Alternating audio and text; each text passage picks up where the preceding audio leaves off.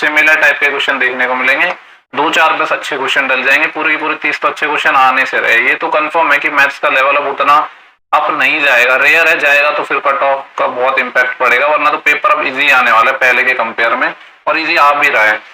आपकी स्क्रीन पर पहला सवाल है, बोला गया है कि दो नंबर हैं जिनका जो सम है वो 98 है। मान लो दो नंबर ए और बी हैं जिनका सम हो गया 98 और डिफरेंस बोला है 28 है, यानी a माइनस बी की वैल्यू 28 है। तो हमसे पूछ रहा है कि find one of the two number, इनमें से एक नंबर हमें फाइंड करना है। तो देखो या तो बड़ा वाला होगा या छोटा वाला, और नंबर में को छोटे छोटे ही नजर आ रहे हैं, तो कहीं ना कहीं ये सेकंड वाला इन्होंने बी निकाला है। आपको पता है बोट एंड स्ट्रीम का कॉन्सेप्ट इसमें हम अप्लाई कर देते हैं, यानी ए को निकालना है तो दोनों को जोड़ दो और 2 का भाग दे दो, बी को निकालना है तो दोनों को घटा दो और 2 का भाग दे दो। मतलब बोट एंड स्ट्रीम में जनरली ये कैलकुलेशन यूज होती है, तो इसलिए मैं उसका कॉन्सेप्ट बोल देता हूँ। ये 70 आएगा और 2 से डिवाइड करेंगे तो कितना आ जाएगा 35, ठीक है 35 आ जाएगा इसका सही आंसर। इसके बाद नेक्स्ट सवाल पे चलते हैं, क्वेश्चन नंबर 2। और देखो बोट एंड स्ट्रीम का ही आ गया है, उसी का मैंने नाम लिया था, हिंदी में मैंने डाल दिया है। बोल रहे कि the speed of boat A down the stream is 125% of the speed in still water. धारा की दिशा में नाव की चाल, धारा की दिशा में नाव की चाल क्या होगी x प्लस वाई। ये स्थिर जल में नाव की चाल की 120% है, 125 है। स्थिर जल में नाव की चाल क्या रहेगी, जो बोट की चाल रहेगी वही x 125%, तो 25 पंजे 125, 25 चौके 100, यानी इधर से 4x और इधर से 5x, तो इधर आ जाएगा x is equal to 4y, ठीक है। तो यहाँ से x और y का रेशो आ गया अपने पास क्या 4:1। सवाल में आगे बोला यदि स्थिर जल में नाव को 20 किलोमीटर की दूरी तय करने में 30 मिनट का समय लगता है, ठीक है। क्या बोल रहा है कि स्थिर जल में यानी स्टिल वाटर की बात कर रहा है, 20 किलोमीटर ये जा रहा है और कितना टाइम लग रहा है 30 मिनट का समय।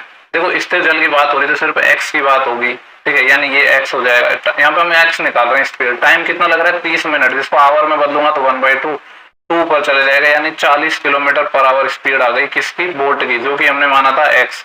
यानी यहाँ पे 4 यूनिट की वैल्यू कितनी है 40 है, कितना गुना है 10 गुना है। तो जो बोट है जो स्ट्रीम है इसका भी 10 टाइम हो जाएगी, इसकी भी स्पीड 10 हो जाएगी। सवाल में पूछा है कि धारा के अपोजिट डायरेक्शन में जाने में कितना समय लगेगा। 15 किलोमीटर दूरी हमें जानी है अपोजिट डायरेक्शन में, तो 15 किलोमीटर जाना है, अपोजिट मतलब x माइनस वाई, तो 40 माइनस 10 30, तो 15/30 कितना लग जाएगा आधा घंटा, हाफ आवर लग जाएगा, ठीक है। देखो नेक्स्ट सवाल है क्वेश्चन नंबर 3। बोल रहा है कि अर्चना ने 78,000 रुपए का लोन लिया है एक बैंक से, और लोन कब लिया है 24 जनवरी को। देखो 24 जनवरी को लोन लिया है, तो इसमें कितने आ गए लगभग इसके 7-8 दिन तो यहाँ पे आ गया। मैं अप्रोक्सीमेट आंसर पूछा है, अप्रोक्सीमेट ही निकालेंगे, डेज को कैलकुलेट नहीं करेंगे, ठीक है। तो यहाँ पे अपना कितना आ गया 24, क्योंकि जो जनवरी है वो 31 मतलब 31 दिन का महीना होता है, जिसमें से कितने 8 दिन तो जनवरी में आ जाएंगे, ठीक है। फिर फरवरी पूरा काउंट होगा, देन उसके बाद मार्च के बाद अप्रैल के बाद मई, और मई के बाद जून में भी कब दिया इसने 18 तारीख को पैसा दिया, यानी इसके 18 दिन और। ये कितने महीने हो गए 1 2 3 और 4 महीने तो ये हो गए, और 18 और 8 मिलके 26 हो रहे हैं, यानी अप्रोक्सीमेटली हम ये मान लें कि 5 महीने हो गए। हालांकि 5 महीने से थोड़े से कम होंगे तो जो आंसर आएगा एग्जैक्ट से थोड़ा कम आ जाएगा, बट ऑप्शन में गैप है काफी, तो उसकी हमें एग्जैक्ट रिक्वायरमेंट भी नहीं पड़ेगी। अब हम देखते हैं कि सिंपल इंटरेस्ट आएगा कितना, ठीक है। तो यहाँ पर हम सिंपल इंटरेस्ट निकालेंगे। प्रिंसिपल है अपने पास 78,000, ठीक है। रेट क्या है 8 से 3/4, 8 चौके 32 और 3 35/4 इंटू टाइम है 5, मंथ है, मंथ को ईयर में बदलेंगे, और 100 का भाग और लगता है। इसको कैलकुलेट करते हैं, फिर इसमें हम प्रिंसिपल में ये जोड़ देंगे इंटरेस्ट। तो यहाँ से अगर मैं देखूँ 2 0 से अपना 2 0 कैंसिल हो जाएगा, ठीक है, और 6 से कट जाएगा ये 2 टाइम, 6 से कट जाएगा ये 13 टाइम, यानी 130, फिर 2 दूनी 4 और 2 से ये 65 टाइम। तो क्या आ गया 65 गुणा 35 और गुणा 5 और 4 से डिवाइड है, ठीक है। पहले मैं क्या कर रहा हूँ 65 गुणा 35 कर रहा हूँ, तो 35 पंजे होते हैं 175, 17 सिल, और 35 6 की कितना हो जाएगा फिर 210 और 17 यानी 227, ये हो गया 2275। कितना हो गया है 2275। 2275 को 5 से और करना है, तो 5 5 25 2 असिल 5 7 35 और 2 37 3 असिल 5 2 10 और 3 13, फिर 1 कैरी आएगी, ठीक है, और 5 2 10 11 11 375, और इसको डिवाइड 2 और 2 4 से डिवाइड करेंगे तो 4 या 12, यानी 3000 से कम आंसर आएगा। ये आ जाएगा 4 दूनी 8, देन में यहाँ से 3 बचा 33 हो जाएगा, 4 8 32, 1 बचा 17 हो जाएगा, 4 चौके 16, 1 बचा 15, 4 या 12, यानी 2843 पॉइंट समथिंग आ गया। तो जो अपना आंसर आएगा देखो 78,000 प्रिंसिपल था और 2800 रुपए के लगभग ब्याज हो गया, तो जो अमाउंट है वो लगभग कितना हो गया 78 और 2 80,843 हो गया। लेकिन मैंने बोला था कि हमने क्या लिया है पूरे 5 महीने लिए हैं, लेकिन थोड़ा सा इससे छोटा आएगा आंसर, ठीक है, इससे थोड़ा सा क्या आएगा, कम आएगा, क्योंकि हमने पूरे 5 महीने ले लिए जबकि हुए नहीं थे। तो 80,843 से थोड़ा कम, 80 के नियर में यही वाला ऑप्शन है। तो जरूरी नहीं है कि आपको एग्जैक्ट, बहुत सारे लोग होंगे इसमें कि पूरे डेज निकालेंगे, बस वो फिर सवाल को कर ही नहीं पाएंगे। नेक्स्ट सवाल है, mother told her daughter, mother ने अपनी डॉटर को क्या बोला कि 7 year ago I was 7 time as old as you were then. ठीक है, मतलब बोल रहे कोई मदर है जो अपने डॉटर से बोल रही है कि 7 साल पहले वो उसकी क्या थी, 7 टाइम थी उसकी। मान लो ये मदर हो गया, ये डॉटर हो गया। मदर अभी एक्स की है, डॉटर कितने की है, वाई की है। 7 ईयर अगो मदर एक्स माइनस 7 की रही होगी, डॉटर भी वाई माइनस 7 की रही होगी। तो मदर की एज है एक्स माइनस 7, ये 7 टाइम थी इसकी। एक इक्वेशन बन गई यहाँ से एक्स माइनस 7 वाई, ये माइनस का 49 और प्लस का 7 यानी माइनस का 42। एक इक्वेशन तो यहाँ से बन गई। आगे क्या बोला है, ऑल्सो 3 ईयर फ्रॉम नाउ, और अब से 3 साल बाद, यानी अभी एक्स है मदर की, तो 3 साल बाद इसकी एक्स प्लस 3 हो जाएगी, इसकी वाई प्लस 3 हो जाएगी। तो 3 साल बाद रिलेशन क्या है, I shall be 3 time as old as you will be. तो अब ये इसका 3 गुना है, यानी डॉटर का 3 गुना। दूसरी इक्वेशन अपनी यहाँ से बनेगी, क्या बनेगी, यहाँ से बन जाएगा ये x और माइनस का 3y इक्वल टू, देखो इधर प्लस का 9 और इधर 3 तो 6। दो इक्वेशन बन गई, अपने पास सॉल्व कर लेंगे। हमसे सवाल में पूछा है find the present age of mother and daughter respectively. ठीक है, दोनों की एज हमें निकालनी है। तो यहाँ पे हम क्या करते हैं, वैसे एक तरीका था कि हम ऑप्शन से बना सकते थे चीजों को, है ना, पर चलो छोड़ो कोई बात नहीं। ऑप्शन से पता कैसे बना लेते हैं, यहाँ पे जैसे बोल रहे हैं कि करंट से 3 साल बाद जो एज है ट्रिपल हो जाती है मदर की। अब सब में 3-3 साल जोड़ो, जैसे 50 में 3 जोड़ते हो 53, तो इसका ट्रिपल नहीं है 20 का, क्योंकि इसमें 3 जोड़ोगे तो 23 का ट्रिपल नहीं है। 42 में 3 जोड़ा तो 45, और 12 में 3 जोड़ा तो 15, 15 का 3 गुना है बिल्कुल। इसमें मैंने 3 जोड़ता 43, इसमें 3 जोड़ता 13, इसका 3 गुना नहीं है। इसमें 3 जोड़ता तो 48, इसमें 3 जोड़ता तो 18, 18 का 3 गुना ये भी नहीं है, यही हो गया।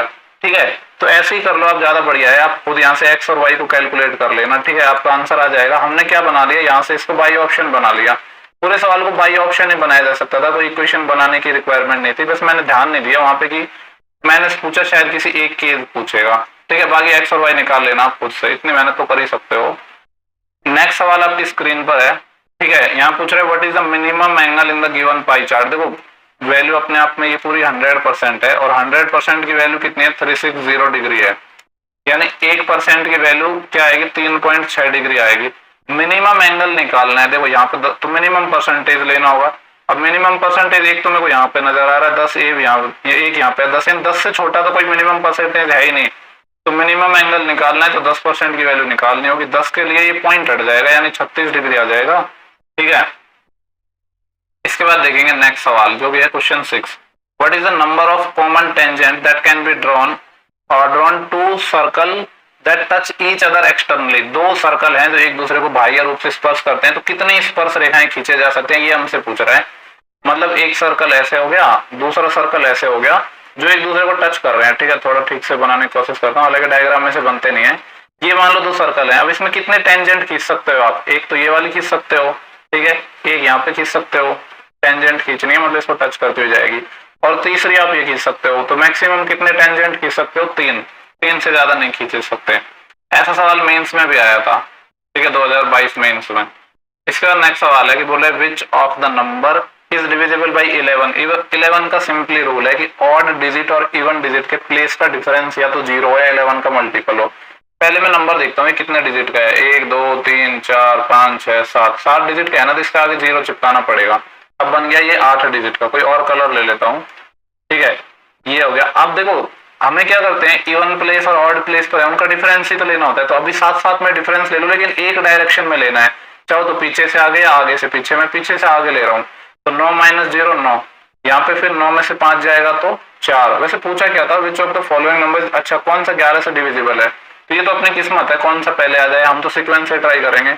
4 - 2 2, और 0 - 5 -5, 9 और 4 13, 13 और 2 15, 15 - 5 10 आ रहा है, 10 11 से नहीं हो सकता, यानी ये वाला नहीं होगा।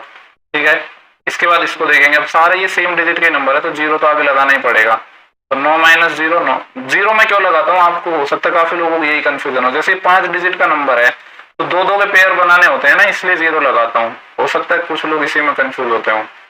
तो ये आ गया। देन इसके बाद क्या आएगा, 9 में से 5 तो 4, फिर 3 में से 2 तो 1, फिर 0 में से 3 तो -3, तो 9 और 4 13 और 1 14, 14 - 3 11, 11 आ रहा है तो बिल्कुल 11 से डिविजिबल होगा। तो ये वाला नंबर 9592330 ये वाला हो जाएगा। ठीक है, आई होप आपको ये सवाल क्लियर हो गया होगा। नेक्स्ट सवाल पर हम चल रहे हैं जो कि अपना है क्वेश्चन 8।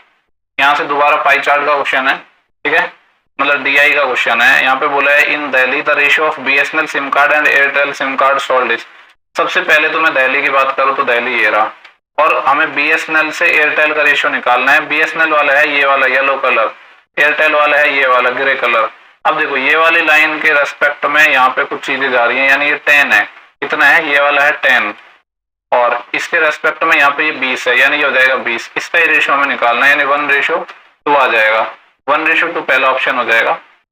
देखो नेक्स्ट सवाल क्वेश्चन नंबर 9 है, बोल रहा है कि थीटा है, एक्यूट एंगल है, अगर इसकी वैल्यू 1 है, ये निकालना है, ये भी 1 हो जाएगा। ऐसे सवाल भर भर के पूछे हैं एसएससी ने पहले। देखो कैसे होता है, यहाँ पे साइन स्क्वायर थीटा को इधर ले जाओगे तो 1 माइनस साइन स्क्वायर थीटा आएगा, जो भी क्या आ जाएगा, कॉस स्क्वायर थीटा।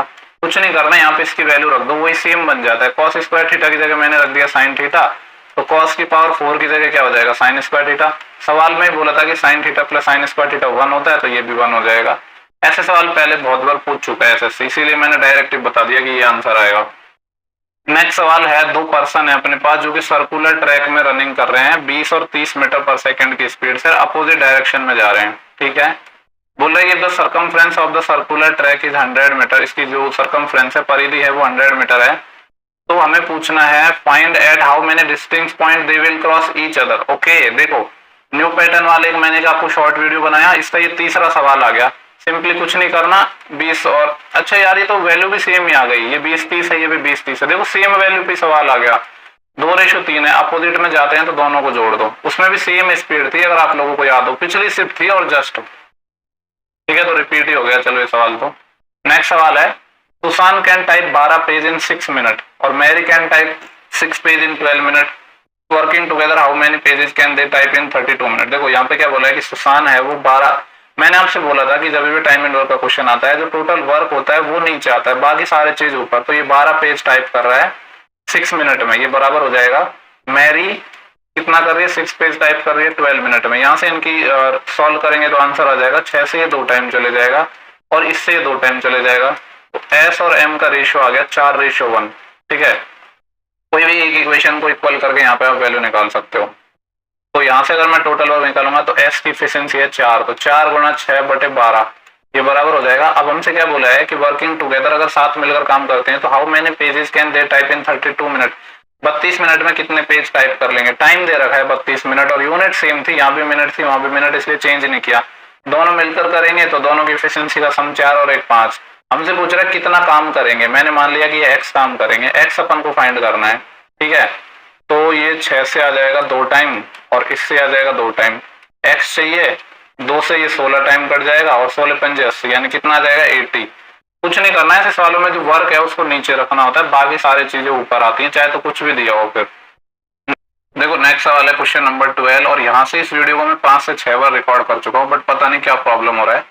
बोल रहा है कि आर कोई पैसा उधार देता है एस को, ठीक है। 3 लोग हैं, आर, एस और टी।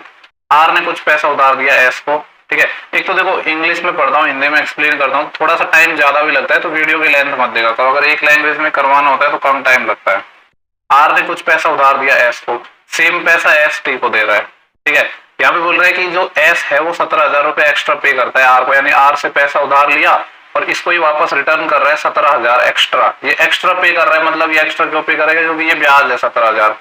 आगे बोल रहा है S lend the same money to T, और एस ने सेम पैसा यानी जितना आर से उधार लिया था वो सेम पैसा टी को दे दिया, और जो टी है वो 8.5% एक्स्ट्रा पे कर रहा है, यानी एस तो इसको 17,000 ज्यादा दे रहा है जबकि ये 8.5% ज्यादा दे रहा है, यानी 8.5% की वैल्यू 17,000 आ गई। तो ऐसे 1% की वैल्यू कितनी आ जाएगी, ये क्या है, जस्ट डबल ही तो है, तो 1% की वैल्यू आ जाएगी 2,000, ठीक है। हमें चाहिए कि क्या पूछ रहा है कि what should be the minimum amount that S must borrow, यानी एस ने कितना मिनिमम अमाउंट बोरो किया होगा, उधार लिया होगा। तो 100% लिया गया होगा, तो 2,000 के पीछे 2 जीरो और चिपका दो, यानी ये वाला ऑप्शन आ जाएगा, ऑप्शन पहला, ठीक है।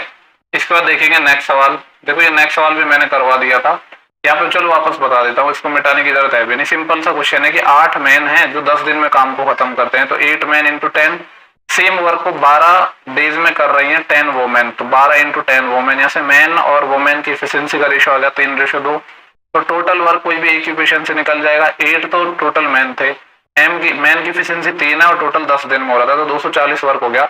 आगे सवाल में हमसे पूछा गया है कि how many days will it take to the complete when 4 man and 4 women can perform the same job. अगर 4 मैन और 4 वुमेन करें तो इस काम को कितने दिन में करेंगे। देखो 4 मैन और 4 वुमेन है और सबकी मिला की एफिशिएंसी कितनी हो जाएगी, 4 या 12 और 4 दुनिया 8 यानी 20 के हिसाब से काम होगा।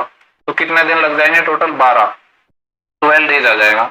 इसका नेक्स्ट सवाल है 14, बोला है कि इसकी वैल्यू 0 है, x 0 से 1 के बीच में x square minus 1 upon x square निकालना है। इसके लिए एक तो x माइनस 1/x चाहिए होगा, एक x प्लस 1/x चाहिए होगा। ठीक है, अब देखो यहाँ पे अगर दोनों इक्वेशन में मैं इस पूरी इक्वेशन में x का भाग दे दूं तो यहाँ से आएगा x प्लस 1/x बराबर 7 को इधर ले गया तो आंसर 7 का मल्टीपल आएगा, सारे ही ऑप्शन है। ठीक है, हमें निकालना है x माइनस 1/x। आपको पता है ये होता है प्लस माइनस अंडर रूट। इसमें देखो आप गलती क्या करोगे, इसमें गलती करोगे आप साइन का। ऐसा एक सेम सवाल पहले भी पूछा था, पहले भी मैंने डिटेल में एक्सप्लेन किया था, अभी भी डिटेल में एक्सप्लेन करूंगा।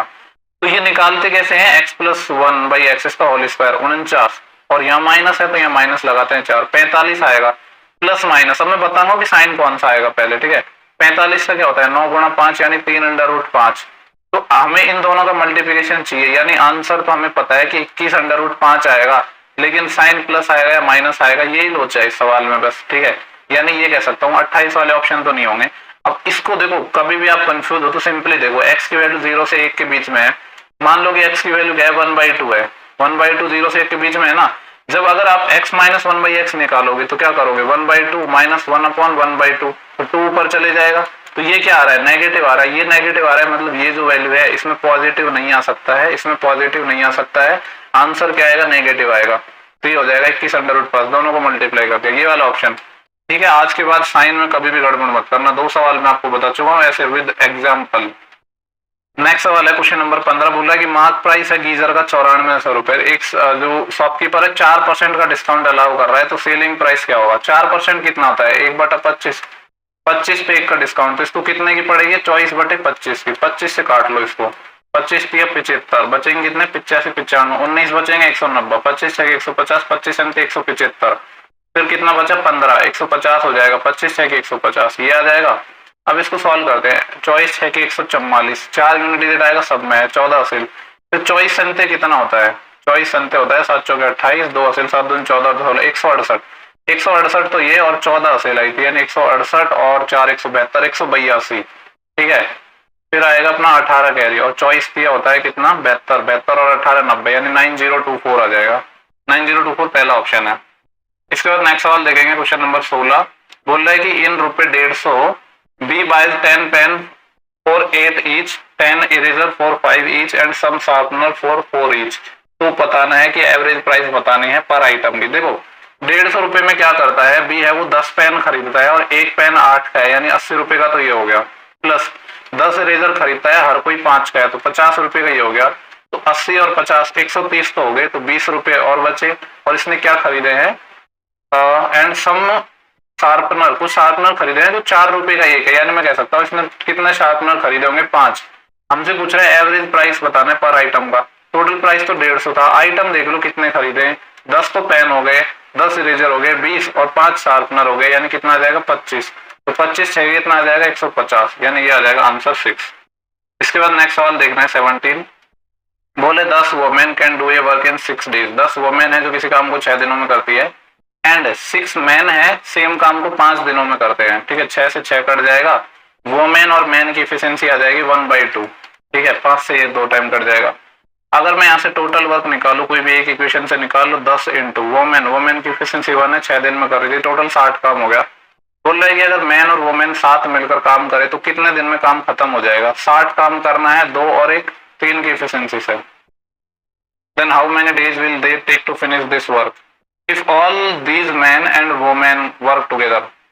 ये बोल रहा है कि जितने भी मैन थे और वुमेन थे साथ मिलकर करे तो कितने दिन में हो जाएगा। एक मैन की बात नहीं हो रही, सॉरी, यहाँ पे आएगा टोटल 60 तो वर्क है।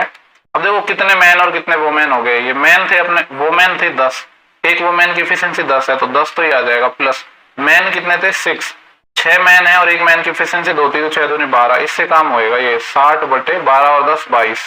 ठीक है, तो ये आ जाएगा 22 दूनी 44, ये 2 से काट लो पहले, 2 से ये 30 टाइम, 2 से 11 टाइम, तो 11 दूनी 22 और फिर कितना बचेगा 8, 2 8/11 ये वाला ऑप्शन आ जाएगा, ऑप्शन नंबर फर्स्ट। ठीक है, इसके बाद नेक्स्ट सवाल देखेंगे 18। यहाँ पे बोला गया है कि ट्राइंगल एबीसी और पी क्यू आर क्या है, सिमिलर ट्राइंगल है। ए बी दिस ये दे रखा है, पेरीमीटर पूछा है ट्राइंगल एबीसी का। देखो आपको पता है कि अगर ट्राइंगल सिमिलर होते हैं तो करस्पॉन्डिंग साइड्स का रेशियो भी इक्वल होता है। जैसे यहाँ पे ए बी क्या है 4, ए बी के करस्पॉन्डिंग पी क्यू 6, ये बराबर होगा बीसी। बीसी की लेंथ दे रखी है क्या, हमें नहीं दे रखी, बीसी की लेंथ नहीं दे रखी, तो इसके बीसी के करस्पॉन्डिंग क्या होगा क्यू आर, और क्यू आर की लेंथ है 9, तो यहाँ से बीसी निकल जाएगा और ये बराबर हो जाएगा सी ए। सी ए की लेंथ है क्या इसमें, सी ए की लेंथ नहीं है, और इसके करस्पॉन्डिंग क्या होगा आर क्यू या फिर सॉरी आर पी या पी आर। पी आर है 12, एक तो यहाँ से बीसी निकालना है, वो क्या हो जाएगा, इधर 9 से मल्टीप्लाई किया 36/6, बीसी 6 आ गया, और एक सी ए भी चाहिए होगा, कोई भी इक्वेशन से निकाल लो, इन दोनों से निकाल लेते हैं। 12 चौके 48, 48/6 8।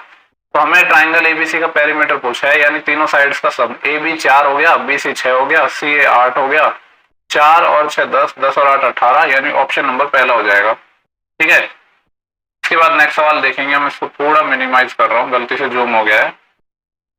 नेक्स्ट सवाल है 90, बोले थर्ड प्रोपोर्शन बताना है। इसका आपको पता है थर्ड प्रोपोर्शन क्या होता है, b² a।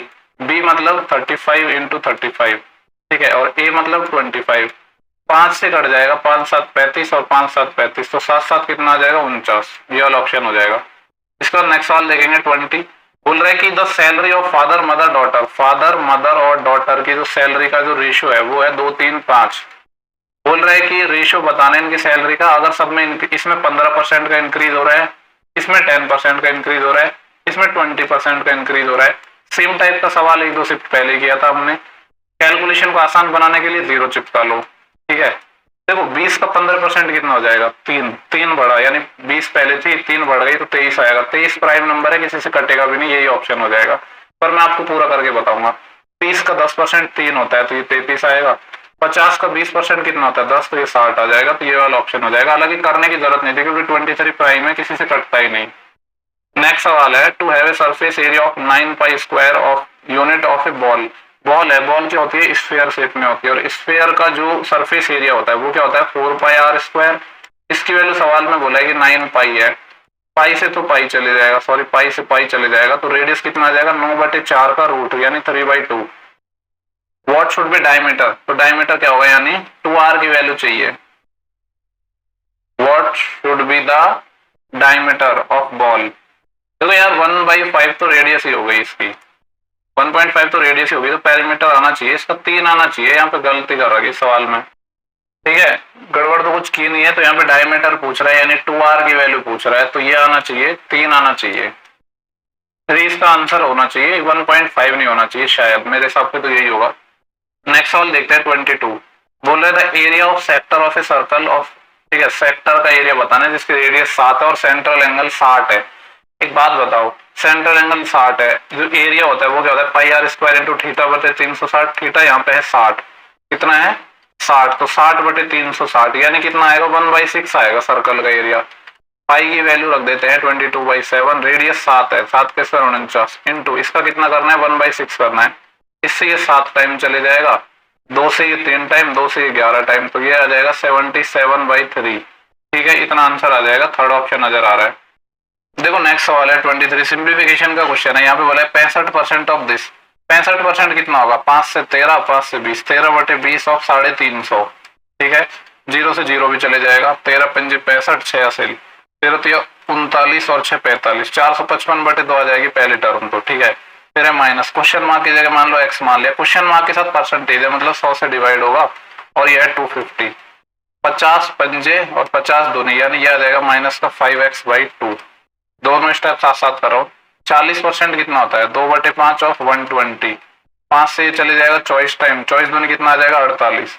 इसकी वैल्यू है 158, ये बराबर गिवन है अपन को 158, यानी x हमें निकालना है, तो 5x/2 को दूसरी साइड ले जाऊंगा, ये कितना आ जाएगा, देखो ये है 455/2 है ना, इसको सॉल्व करेंगे तो 2 दूनी 4, 2 दूनी 4, फिर 1 15 हो जाएगा, 2 से 14 यानी 227.5 आ गया, प्लस का तो 48 है और ये माइनस का 158 हो जाएगा, तो इसको हम ले गए दूसरी साइड। इसको सॉल्व करेंगे तो देखो ये कितना आएगा 0.5 तो यहाँ पे आ जाएगा, और 8 और 7 15, 1 कैरी, ठीक है, 1 और 4 5, 5 और 2 7, ये 275.5 हो गया, इसमें से 158 हमें करना है माइनस, तो ये आएगा 0.5, 15 माइनस 8, 7 यहाँ कैरी बढ़ जाएगा। 27 में से जब 16 जाएगा तो 11, 117.5 बचा है। ठीक है, तो यहाँ से इसको हटा दूं मैं, ये कितना है 117.5।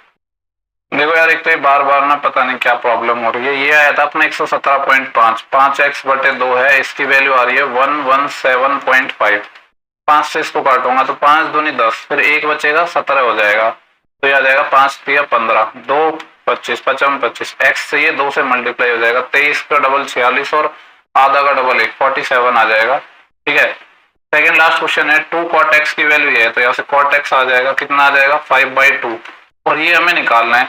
देखो अगर मैं इसमें डिवाइड कर दूं किससे, cos x से या फिर sin x से, sin x से डिवाइड कर दूं जिससे cot x का ही वैल्यू यूज आ जाएगी दोनों। ठीक है, अंश और हर, न्यूमरेटर और डिनोमिनेटर दोनों में मैं क्या कर रहा हूँ, sin x से डिवाइड कर रहा हूँ, तो जिससे क्या होगा, ये बन जाएगा 2 और ये क्या आ जाएगा cot x, sin से sin कट जाएगा 1, 2 cot x, और ये हो जाएगा sin से sin कट जाएगा 1, 2 इंटू cot x की वैल्यू कितनी है 5/2 minus 1 divide by 2 into cot x की वैल्यू कितनी है 5/2 प्लस 1। ठीक है, 2 से 2 कैंसिल हो जाएगा, 5 माइनस 1 4, 2 से 2 कैंसिल हो जाएगा, 5 प्लस 1 6, 2 दूनी 4 और 2 तिया 6, 2/3 इसका आंसर आ जाएगा। देखो नेक्स्ट सवाल है 25। यहाँ पे 2 ट्राइंगल है अपने पास दोनों में, चलो डायग्राम बना देता हूँ। एक तो ट्राइंगल है ABC, दूसरा है DEF। ठीक है, हमसे बोला है कि ये रेशियो हमें गिवन है इक्वल और they will be similar. Similar होंगे कब, पहले तो देखते हैं कौन कौन सी साइड इनकी करस्पॉन्डिंग बराबर है। AB के करस्पॉन्डिंग कौन सा, DE यानी ये वाली, और BC के करस्पॉन्डिंग कौन सी साइड ले रहे हैं, FD यानी इसको ले रहे हैं। ठीक है, यहाँ पे ये इसके करस्पॉन्डिंग इसको ले रहे हैं। तो हमसे बोल रहा है कि सिमिलर होंगे कब और कब होंगे, ये हमसे पूछा है। अब एक बात बताओ आप, जब ट्राइंगल सिमिलर होते हैं तो क्या कंडीशन होती है कि करस्पॉन्डिंग साइड्स का रेशियो इक्वल होता है। ठीक है, तो सिमिलरिटी की कंडीशन क्या है, जैसे यहाँ पे अगर मैं देखो ये बोल रहा है कि एंगल A और D बराबर हो जाए, क्या तब ट्राइंगल सिमिलर होंगे, नहीं, क्योंकि ए एंगल किस किस के बीच में है, AB और AC के बीच में है, जबकि बराबर साइड कौन सी है अपनी, ये वाली साइड AB और BC। तो इनके बीच का एंगल देखना है हमें, AB और BC के बीच का एंगल यानी ये वाला एंगल, और इधर DE और DF के बीच का ये वाला एंगल, यानी एंगल B है वो एंगल D के बराबर होगा, तब जाके ट्राइंगल सिमिलर हो जाएंगे। क्योंकि आपको पता है कि दो, मान लो इस तरीके से 2 साइड है, उनके बीच का एंगल बराबर हो तो ट्राइंगल क्या हो जाएंगे, सिमिलर हो जाएंगे, यानी ये वाला। ठीक है,